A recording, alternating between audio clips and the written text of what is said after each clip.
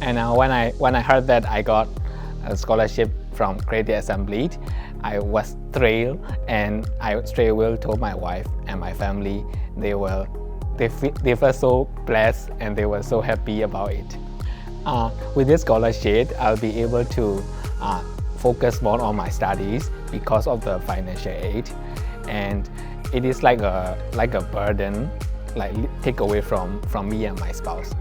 And then the mentorship from the scholarship is I really looking forward to that mentorship, because I will have a lot of connection. I will have a lot of industrial knowledge on top of the good education I'm studying in Teesside. So that means I will be ready for industry. I'll be ready to start my job as soon as possible, and then from there I'll be able to build my dream on top of it.